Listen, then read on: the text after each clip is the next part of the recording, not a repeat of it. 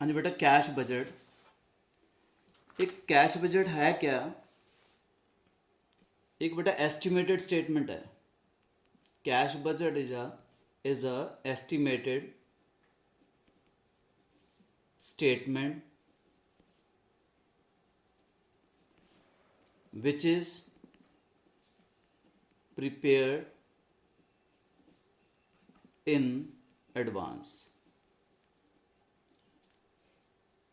बेटा इसके अंदर आएगा क्या? Advance by the management.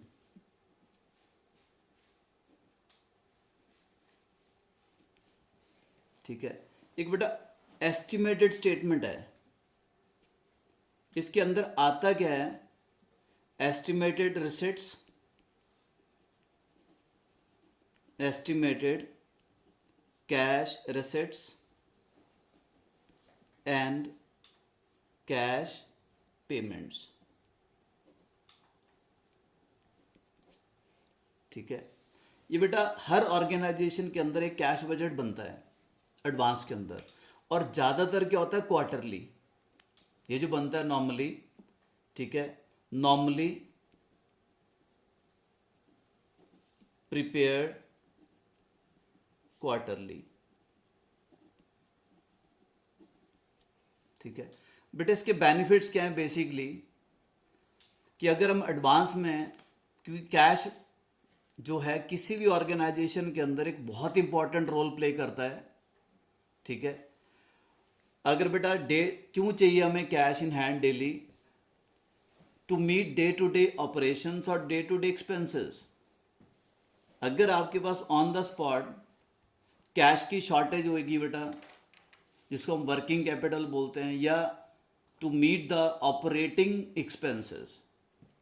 ठीक है, उसमें रॉ मटेरियल भी रहेगा, आपके पास डायरेक्ट एक्सपेंसेस भी रहेंगे, लेबर के एक्सपेंसेस भी रहेंगे। तो इस टाइप के एक्सपेंसेस के लिए आपको एक liquid cash in hand cash चाहिए होता है। ठीक है। तो बेटा अगर हमारे पास कैश की शॉर्टेज नहीं हो, सपोज करो कि आपकी पेमेंट ज़्यादा हैं और आपकी रिसिट्स कम हैं, अगर आपको एडवांस में ये पता रहेगा कि ठीक है यार हमारी रिसिट्स कम है in the coming time and payments are more, payments बहुत ज़्यादा हैं, तो बेटा आप अगर एडवांस के अंदर ये एस्टिमेशंस करेंगे तो उससे क्या होगा? एक बेनिफिट कि आपके पास एक टाइम मिल जाएगा आपको टू अरेंज द डेफिशिएंसी, क्योंकि आपकी रिसिट्स कम है और पेमेंट्स ज़्यादा है। ठीक है। बट वो तभी पॉसिबल होगा कि अगर आप एडवांस के अंदर इस स्टेटमेंट को फाइनलाइज करोगे। बट अगर विदाउट मेकिंग एनी स्टेटमेंट और एस्टिमेशंस आप नॉर्मली रूटीन के अंदर विदाउट प्लानिंग चलते हैं, तो उसके अंदर आपकी अगर रिसिट्स कम होती हैं और पेमेंट आपको ज़्यादा करनी पड़ती है बेटा, तो उसके बहुत सारे ड्रॉबैक्स हैं। आपको क्या करना पड़ेगा उस सिचुएशन के अंदर? शॉर्ट पीरियड के अंदर आपको शॉर्ट टर्म फंड्स रेज करने पड़ेंगे, शॉर्ट टर्म लोन्स रेज करने पड़ेंगे to meet the day to day expenses. ठीक है। ओडी जनरेट करना पड़ेगा बैंक से, ओडी ओवरड्राफ्ट आपको लेना पड़ेगा।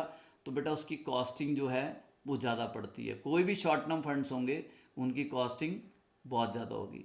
तो उस कॉस्टिंग से बचने के लिए हमारा कॉस्ट मैनेजमेंट का मेन मोटिव ही क्या है? To control the cost through various budgets. तो उसी वे से बेटा जैसे हमने पहले बजट्स बनाए थे, आपका कैश बजट भी, बट बेटा नॉर्मली क्या बनता है? क्वार्टरली। मतलब अगर टोटल 12 मंथ्स है तो क्वार्टरली मीन्स 3 मंथ्स। ठीक है। तो इसकी स्टार्टिंग कैसे होगी? अगर हम बात करें अपनी तरफ से, कहता है ये पर्टिकुलर्स लेके चलते हम। यहाँ ऊपर क्या हेडिंग दोगे? Cash budget.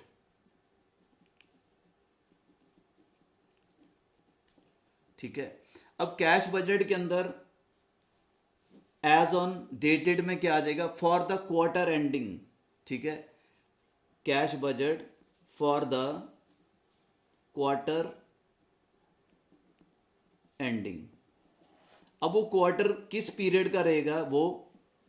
कि बेटा इसके बेनिफिट्स क्या होंगे? से अगर हम बात करते हैं छोटे से एग्जांपल की, कि अगर आपकी रिसिट्स कम है जब आप बजट बनाते हो एडवांस के अंदर, और उसमें आपको क्या रिजल्ट मिलता है कि your payments are more than your receipts, तो बेटा मैनेजमेंट उसमें क्या करती है? फिर जो आपके अननेसेसरली एक्सपेंसेस हैं, फालतू के खर्चे हैं बेटा, एक्सपेंसेस हैं, उनको वहाँ से रिमूव कर देती हैं।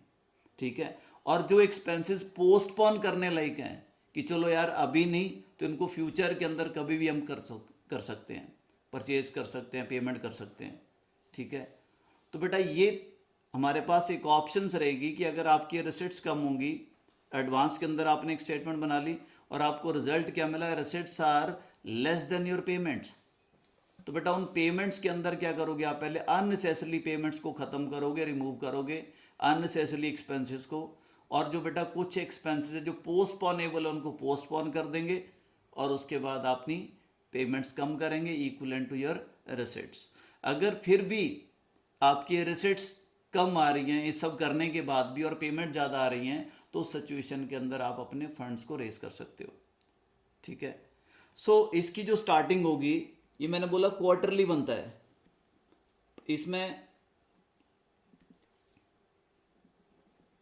पर्टिकुलर्स मैं यहाँ लेके चलता हूँ जनवरी, फरवरी and March,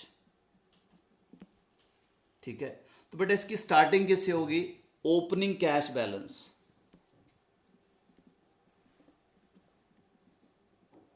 opening cash balance जनवरी का। तो बेटा दिसंबर का क्लोजिंग, जनवरी का क्या बन जाएगा, ओपनिंग। अब इसके अंदर ऐड बैक क्या करोगे आप, जो आपकी एस्टिमेटेड कैश रिसिट्स होंगी, एस्टिमेटेड कैश रिसिप्ट्स जो आपके पास फ्यूचर में आएंगी, क्योंकि एडवांस में बना रहे हो आप, तो बेटा फ्रीक्वेंट रिसिट्स क्या होती हैं नॉर्मली किसी भी ऑर्गेनाइजेशन के अंदर, कैश सेल्स, देन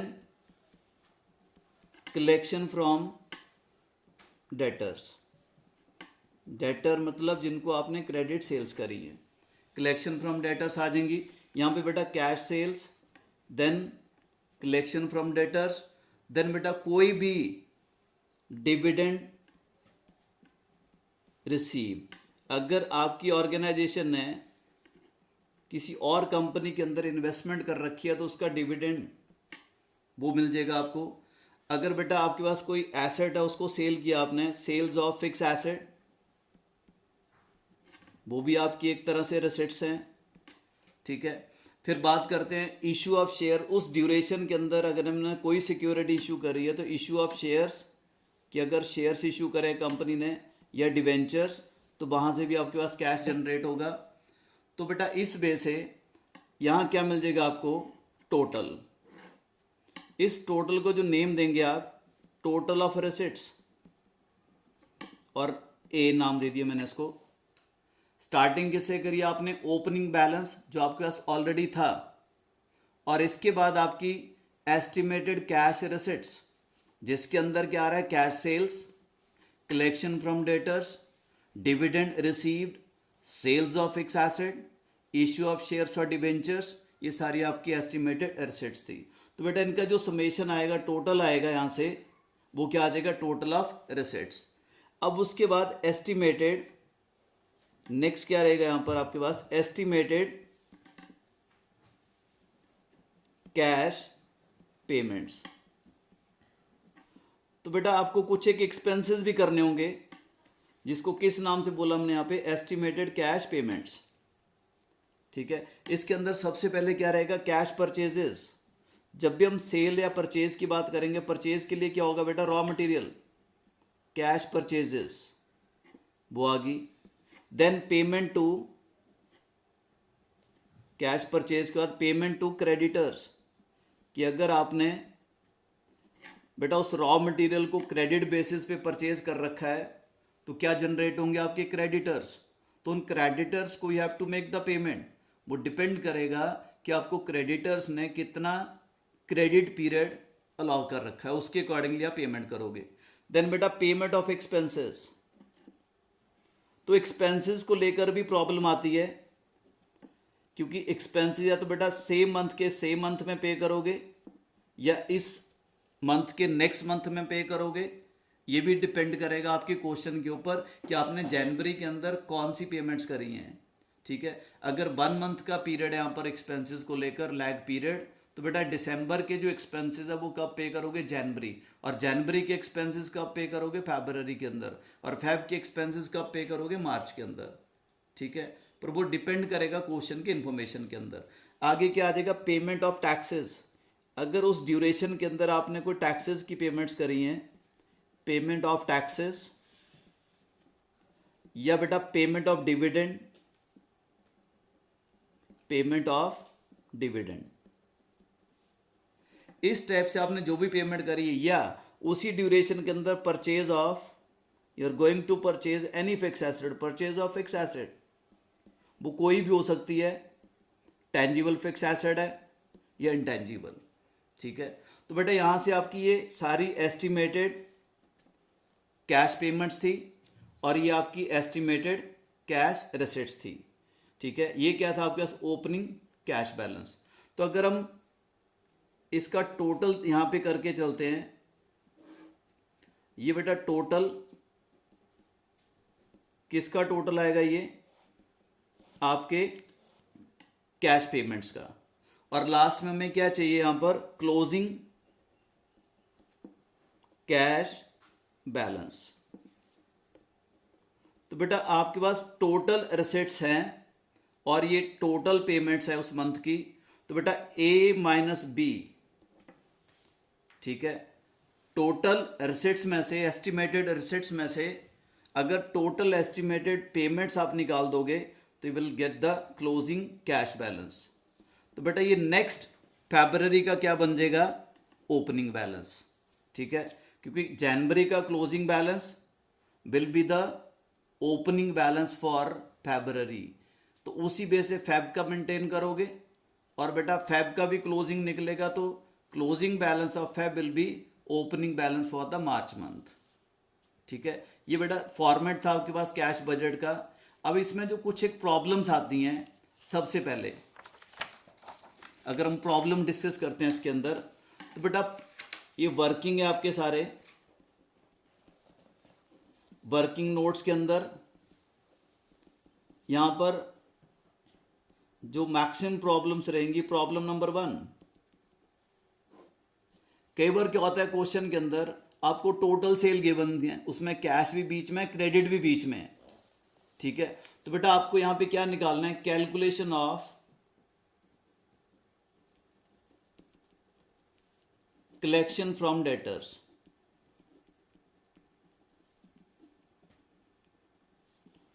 ये किसके ऊपर डिपेंड करेगा, कलेक्शन फ्रॉम डेटर्स, बेटा it depends on the credit period allowed to debtors, कि आपने अपने कस्टमर को कितना क्रेडिट पीरियड दे रखा है।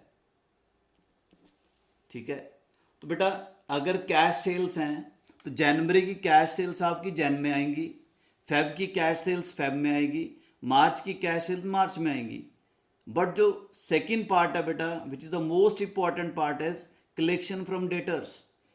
ठीक है, तो आपकी किसी भी ऑर्गेनाइजेशन की मैक्सिमम सेल्स क्या होती है, credit basis, means debtor stand होते हैं, तो उनसे जो कलेक्शंस होगी आपकी, वो बेटा डिपेंड करेगा आपने उनको कितना क्रेडिट पीरियड दे रखा है। अगर वो क्रेडिट पीरियड आपने दे रखा है 1 मंथ का, तो बेटा ऑब्वियसली आपका डेटर आपको उस मंथ की जिसमें उसने परचेज करी है आपसे गुड्स, उस मंथ की जगह पर आपको नेक्स्ट मंथ में पे करेगा। मींस अगर जनवरी के डेटर्स हैं, जनवरी की क्रेडिट सेल्स हैं बेटा, तो उसकी पेमेंट आपको 1 मंथ के बाद मिलेगी, मींस फेब में मिलेगी। आपकी जो कलेक्शन फ्रॉम डेटर होगा, आपके जनवरी के डेटर जो हैं कब मिलेंगे, जाकर फरवरी के अंदर, और फेब के जो डेटर्स होंगे मार्च के अंदर। मार्च में जो कलेक्शन फ्रॉम डेटर होगा वो किसका होगा, फेब का। अप्रैल में कलेक्शन फ्रॉम डेटर किसकी होगी, दिसंबर की। और जनवरी में कलेक्शन फ्रॉम डेटर किसकी होगी, 1 मंथ बैक देखना आपने। ठीक है, अगर जनवरी का मेंटेन कर रहे हो और 1 मंथ कलेक्शन पीरियड है, सॉरी क्रेडिट पीरियड है, तो बेटा you will collect the money from debtor for December in January, and January's debtor is collected in February, और Feb's debtor will be collected in the मार्च।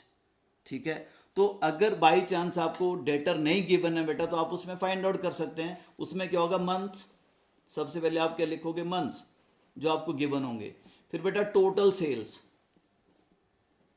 अब total sale के अंदर उसने cash भी और क्रेडिट भी कंबाइन सेल दे रखी हैं, पर उसने हिंट दिया आपको कि हाँ जी टोटल सेल का 10 या 20% क्या कैश सेल्स। तो बेटा उसमें से आप कैश सेल्स अलग कर लोगे, और इसमें से जो बचेगा total sale minus minus cash sales is equal to credit sales. ठीक है, यहाँ पे मंथ है दिसंबर, जनवरी, फरवरी और मार्च से। तो बेटा दिसंबर की अगर टोटल सेल है, यहाँ पर कह रहा है 5 लाख, और बेटा कैश सेल कितनी है, 10%। इट मीन्स कैश सेल्स क्या होगी, 50,000, और बेटा क्रेडिट सेल्स क्या होगी, 4,50,000। Credit sales means debtor. उसी वे से अगर हम बात करें जनवरी की, तो कहते हैं यहाँ पे 8 लाख रुपीज़ टोटल सेल्स हैं, उसका 10% कैश सेल्स हैं 80,000। तो बेटा 7,20,000 क्या होगी, क्रेडिट सेल, किस मंथ की, जनवरी की। और फेब के अंदर अगर हम 6 लाख की बात करें सेल्स की, उसका 10% बेटा 60,000 कैश सेल्स, और बाकी क्या बच गया, 5,40,000 क्रेडिट सेल्स। और मार्च में अगर हम 10 लाख की बात करें, तो 10 लाख में से 10% 1 लाख, और 9 लाख की होगी क्रेडिट सेल्स। ठीक है, अगर बेटा आप जनवरी और फरवरी का कैश बजट बना रहे हो, तो उसके अंदर कैश सेल जनवरी की क्या होंगी, 80,000, फरवरी की क्या होंगी, 60,000, और मार्च की कितनी होंगी, 1 lakh rupees. But collection from debtor, जो कलेक्शन फ्रॉम डेटर होगा, कलेक्शन फ्रॉम डेटर्स, अगर हम मंथ वाइज बात करें बेटा, और क्रेडिट पीरियड दे रखा है आपको, क्रेडिट पीरियड 1 मंथ। ठीक है, तो बेटा जब हम इसका कैश बजट के अंदर इसको शो करेंगे, जैन, फेब और मार्च। ठीक है, कैश सेल तो सेम ही रहेंगी, बट कलेक्शन फ्रॉम डेटर क्या रहेगा, 1 मंथ का क्रेडिट पीरियड है, ये जनवरी मंथ है। ठीक है, अब कैश सेल तो जनवरी में क्या आएंगी, 80,000, बट कलेक्शन फ्रॉम डेटर क्या आएगा बेटा, 1 मंथ बैक। मतलब दिसंबर के क्रेडिट सेल्स आप किस टाइम में रिसीव करोगे, जनवरी के अंदर, because credit period is 1 month. ठीक है, अगर 2 मंथ होता बेटा, तो आपको 2 मंथ बैक जाना था, तो आपको नवंबर की क्रेडिट सेल आपको कब मिलती, जनवरी के अंदर। ठीक है, पर इस एग्जाम्पल के अंदर 1 मंथ है, तो जनवरी के अंदर कौन सी कलेक्शन होंगी, दिसंबर की, तो ये कलेक्शन क्या होगी यहाँ पर, 4,50,000। ठीक है, फिर बात आती है फरवरी की। फरवरी के अंदर कैश सेल्स क्या है, 60,000, तो बेटा इसकी कलेक्शन क्या होगी, 1 मंथ बैक, क्योंकि क्रेडिट पीरियड इज 1 मंथ, 7,20,000। और बेटा मार्च की कैश सेल्स क्या होंगी, 1 lakh, but collection from debtor क्या होगा, 1 मंथ बैक, विच इज 5,40,000।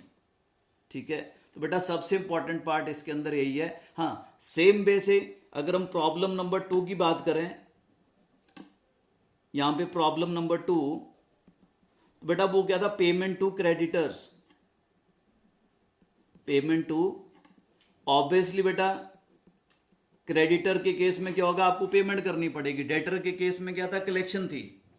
ठीक है, तो वहां पे आपने कलेक्शन करी थी, बट यहां पर आपको पेमेंट करनी है, मींस आपने रॉ मटेरियल या गुड्स परचेज कर रखी थी ऑन क्रेडिट बेसिस के ऊपर, तो बेटा वो क्या स्टैंड हुए थे, आपके ऑब्लिगेशंस और liabilities, means creditors.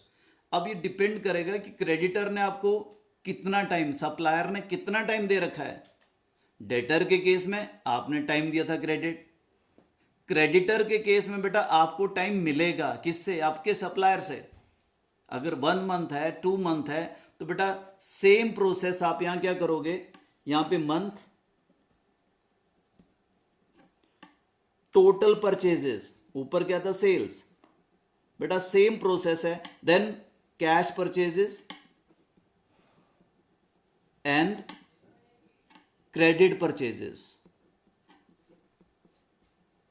Okay, credit purchases means creditor. तो बेटा मंथ वाइज आपको यहाँ पर सेम वे से दिसंबर, जनवरी, फरवरी, इस वे से मंथ दे रखे होंगे, टोटल परचेज दे रखी होगी। तो बेटा आप क्या करोगे, उसमें से whatever the cash purchases are there, अगर कुछ भी मेंशन नहीं है बेटा तो ऑल द परचेजेज और sales are assume to be credit. ठीक है, सबसे इंपॉर्टेंट पार्ट यही है, if there is nothing mention about cash और क्रेडिट, सेल और परचेज, देन बेटा always assume that all sales as well as all purchases are credit. ठीक है, अगर क्वेश्चन के अंदर मेंशन नहीं है, हाँ अगर स्पेसिफाइड है वहां पर कि हाँ जी टोटल सेल का 20%, 10% या 30% इज अ कैश सेल्स, तो बेटा rest sales will be assume as a credit sales. But if nothing mention about the cash sales, it means बेटा टोटल सेल्स और total purchases are assumed as a credit. तो उससे क्या होंगे, आपके total जो सेल्स होंगी सारे के सारे डेटर स्टैंड होंगे, और बेटा जो टोटल परचेजेज होंगे सारे के सारे क्या स्टैंड होंगे, क्रेडिटर्स। ठीक है, तो पेमेंट उसी वे से, अगर 1 मंथ का क्रेडिट पीरियड है तो बेटा जनवरी में किस मंथ की पेमेंट करोगे आप, दिसंबर की। ठीक है, फेब में किस मंथ की पेमेंट करोगे, जनवरी की। मार्च में किस मंथ की पेमेंट करोगे, फरवरी की। ओके, 2 मंथ्स हैं तो will go back by 2 months. और थर्ड प्रॉब्लम है, सेकेंड के बाद जो थर्ड प्रॉब्लम बेटा, that is regarding with what, your expenses, payment of expenses. So again बेटा एक्सपेंसेस किसी भी टाइप के होंगे, सैलरीज हैं, वेजेस हैं बेटा, एडम एक्सपेंसेस हैं, रनिंग ऑपरेटिंग एक्सपेंसेस है, whatever the expenses are. ठीक है, सो अगेन इनका भी जो डिपेंड करेगा पेमेंट बेटा, वो भी टाइम पीरियड के ऊपर डिपेंड करेगा। ऊपर तो चलो क्रेडिट पीरियड अलाउड और credit period given by the supplier वो लिखा होगा, यहां पे क्या होगा, lag period, LAG, lag period. अगर लैग पीरियड से 1 मंथ है या 2 मंथ है, उसका मतलब क्या होता है, या 15 डेज है, पर नॉर्मली क्या होगा 1 मंथ। इट मीन्स बेटा आपको दिसंबर के एक्सपेंसेस कब पे करने होंगे, के अंदर, जनवरी के अंदर, और जनवरी के एक्सपेंसेस फरवरी के अंदर, फरवरी के एक्सपेंसेस मार्च के अंदर। ठीक है, तो बेटा ये 3 प्रॉब्लम्स हैं जिनको लेकर आपने कैश बजट के अंदर, इन प्रॉब्लम के बेसिस के ऊपर आप एक कैश बजट प्रिपेयर करोगे। सिंपल है बेटा, कैश बजट एस्टिमेटेड स्टेटमेंट है। ठीक है, इसके जो कंपोनेंट्स हैं ये होती क्या, एस्टिमेटेड। कंपोनेंट्स के अंदर क्या आएगा कि आपके पास प्रेजेंटली इन हैंड कैश कितना है, जिसको आप ओपनिंग कैश बैलेंस बोल रहे हो। देन बेटा उसके अंदर add back estimated cash receipts by near future.